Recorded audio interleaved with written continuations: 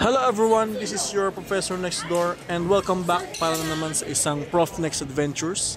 So nandito po tayo ngayon sa SMX Convention Center sa Mall of Asia, Pasay. So we are lucky enough to attend ang isa sa pinakamalaking event for book lovers, collectors, and authors, ang Manila International Book Fair for this year. So what would we expect at para saan nga ba ang event na ito? So basically dito nagsasama-sama ang malalaking publishing house at ang mga kilalang authors upang i-promote ang kanilang mga books. So if you will notice, malaki talaga yung kanilang venue, kaya maraming mga bookstores and publishers ang nagpunta dito para maipakita yung kanilang mga iba't ibang collection of books. So aside from books, meron din sila mga ibinibentang mga different items. So for this one, makikita ninyo mga religious items since they are a publisher ng mga books na about religion.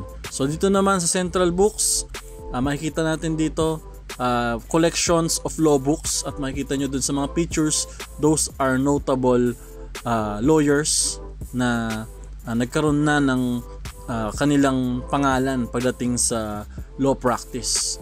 So ano nga ba ang ginagawa ng ating Professor Next Door dito sa Manila International Book Fair?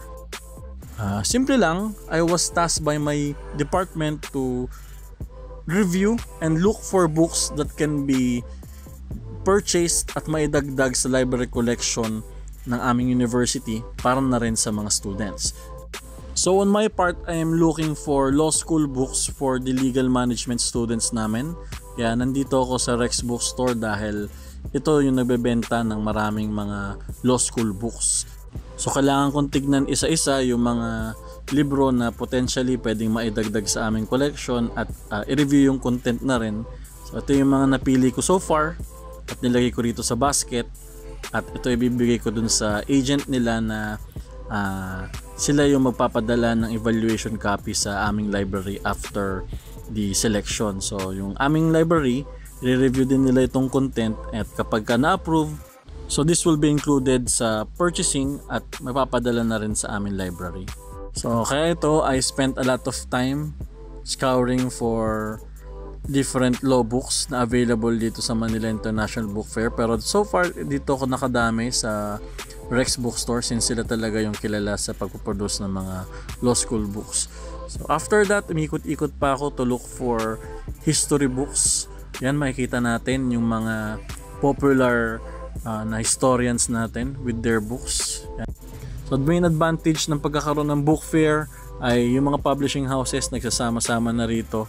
Hindi nyo na kailangan puntahan at isa-isahin pa sa magkakaibang lugar. Kaya very advantageous yung pagkakaroon ng book fair.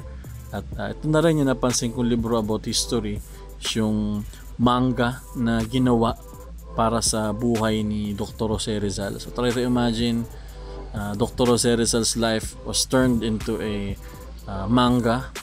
At aside from having books, meron sila dito mga iba't ibang pakulo, yung mga publishing houses. Meron silang mga mascots, meron nagpapagames, meron nagpaparaffle, at meron ding ginagawa na silang forum. So for this one, this is about the martial law. It's really great to know that there's an event like this that promotes books at syempre napagsasama-sama nito yung mga book lovers, book collectors at napopromote din yung pagbabasa as a basic skill. So with that, I'm leaving you with the scenes and the pictures that I took while I am here dito sa Manila International Book Fair. So once again, this is your Professor Next Door. We are here on our Prof Next Adventures. So take care of yourselves and take care of each other.